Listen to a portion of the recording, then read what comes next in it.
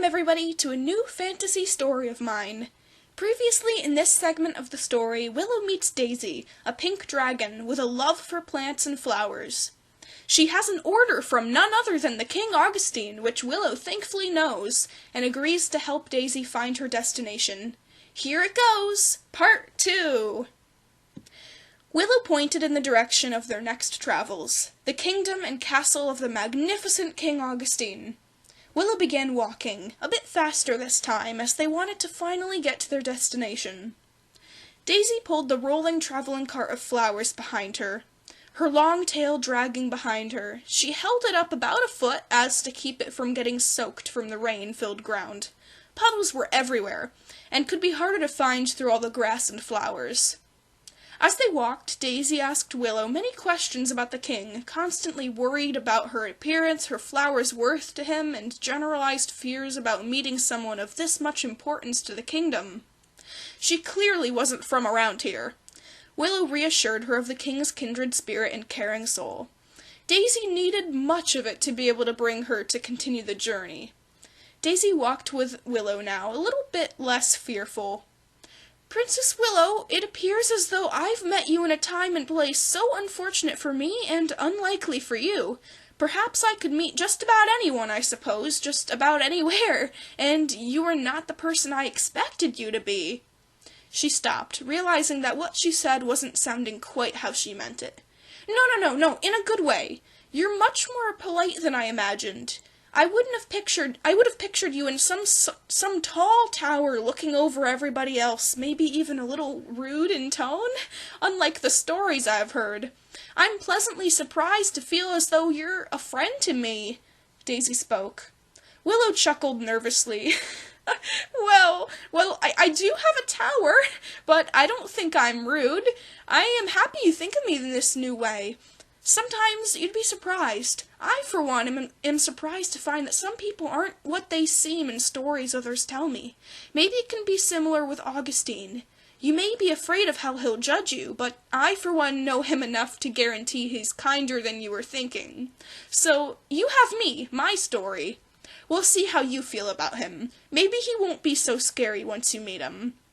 Willow tried to help reassure her about the king again. Having lived there for many years, Willow knows a thing or two about Augustine. Kind and happy to see those he trusts, even if he can get grumpy about the cold weather. Daisy smiled. They continued walking until the grass turned to dirt, which eventually spread into smoother stones and bricks, leading to the large entrance up the giant hill to the castle. Daisy looked up and verbally praised its beauty. They walked up the paths, spiraling around the sides of the hill, until they reached a door. Not the front, but something similar. A less formal entrance for visitors who weren't necessarily coming to visit on great kingly measures, whatever you'd call important meetings and visits from important guests from other lands to deliver intense news. Guards were armed with large tridents and spears in their hands, claws, paws, and feathers, but they glanced at Willow and looked straight, letting them inside. Daisy nervously and shyly ducked her head as she entered. Willow stood in the grand entrance of a hall. A large and long carpet stretched into a much taller, larger room than before, and they followed it. "This way, Daisy," she said. Daisy had given Willow the note before, and she dropped it off to one of the guards. The guard read it and agreed to let them enter. They must have known what the order was. As the two of them approached the even grander hall, there ahead sat the mighty king upon his throne, his wings folded behind him and his tail draped in a curl beside him. It flickered up and down impatiently. Daisy suddenly looked away and gulped. I didn't expect such a mighty king, Willow. I don't know what to do," she said nervously. Willow smiled. "Don't worry, he has to look the mightiest he can. That's part of his job. He doesn't want anybody bad thinking he isn't up to the task, now does he?" Daisy replied. I guess so." Willow and her approached his large throne. Having not seen Augustine in this long, Willow was very surprised how mighty a dragon he had become since the last time she saw him. His wings stretched to many, many feet of length, his claws were freshly polished and glimmered like a golden statue. His beard was much longer than before and seemed perfectly trimmed. Augustine, may I have a word with you? Willow asked. The king bent his long neck downwards and was able to see her now more clearly. He bellowed, "Willow! Oh my, it's been far too long. What brings you here?" he said with a wide smile on his face. He looked to the side and met eyes with Daisy. She stood there with her flower cart opened and ready to present him his order. Augustine clapped his hands in happiness. "Ah, yes! The flower shop has arrived! Finally! Those assortment of flowers would make her very happy, yes they would. Beautiful Flora."